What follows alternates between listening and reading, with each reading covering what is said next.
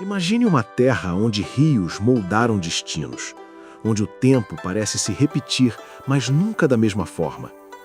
Antes de impérios, antes de reis e exércitos, existia apenas a terra e as pessoas tentando sobreviver a ela. A história da China não começa com um nome ou uma bandeira.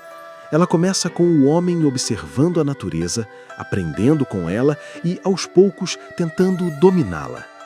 Esta é a história de um povo que caiu inúmeras vezes, mas sempre se levantou. O nascimento de uma civilização. Nas margens de um grande rio de águas imprevisíveis, comunidades começaram a surgir. O Rio Amarelo não era gentil. Ele destruía colheitas, inundava vilas, mas também oferecia vida. Ali, as pessoas aprenderam a plantar, construir, dividir tarefas.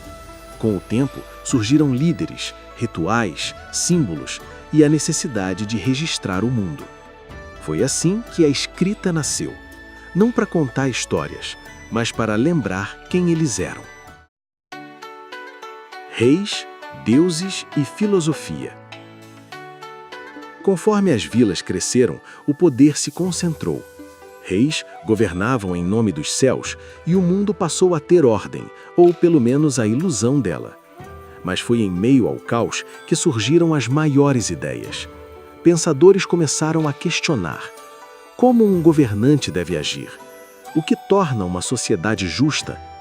Dessas perguntas nasceram filosofias que atravessariam séculos. A ideia de que a harmonia vem do equilíbrio, de que o respeito, a disciplina e a moral sustentam um império mais do que a força. A China se torna uma só. Por muito tempo, a China foi dividida. Reinos lutavam entre si, cada um acreditando ser o verdadeiro herdeiro do poder. Até que um homem decidiu que a divisão precisava acabar. Com mão de ferro, unificou territórios, destruiu diferenças e impôs uma única visão. Estradas, muralhas, leis, tudo passou a seguir um mesmo padrão. O império finalmente havia nascido, mas o preço da unidade foi alto. Glória, arte e conhecimento. Após a unificação, veio um longo período de crescimento. Cidades floresceram, o comércio cruzou desertos e montanhas e a China passou a se conectar com o mundo. Ideias viajavam junto com mercadorias. Papel, pólvora, bússola.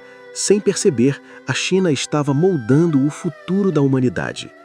Poetas, artistas e inventores transformaram o cotidiano em algo extraordinário. Era uma era de confiança, uma era em que a China se via como o centro do mundo. Quando o império é invadido. Mas nenhum império é eterno.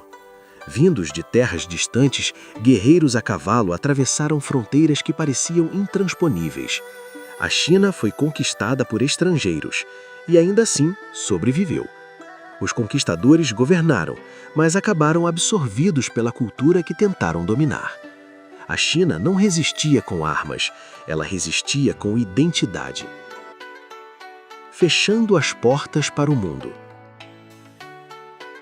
Depois de recuperar o controle, o império decidiu se fechar. O mundo exterior era visto como ameaça. Por um tempo isso funcionou, mas enquanto a China olhava para dentro, o mundo avançava. Navios estrangeiros chegaram. Canhões falaram mais alto que tradições. O império começou a ruir, não de uma vez, mas lentamente, como algo antigo demais para acompanhar o novo tempo. O fim de uma era. O último imperador caiu, e com ele mais de 2000 anos de tradição imperial. O que veio depois foi confuso: guerras internas, invasões, sofrimento. A China deixou de ser o império, mas ainda não sabia o que queria ser. Revolução e controle. Do caos nasceu uma nova ideia, uma promessa de igualdade, ordem e reconstrução. Uma nova China surgia, diferente de tudo que existira antes. A sociedade foi transformada, muitas vezes à força.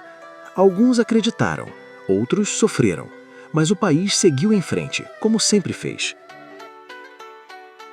Das cinzas ao futuro. Depois de anos de rigidez, a China mudou novamente. Abriu-se para o mundo, construiu cidades, fábricas, estradas. Milhões saíram da pobreza. Arranha-céus surgiram onde antes havia campos. A China antiga e a moderna passaram a coexistir.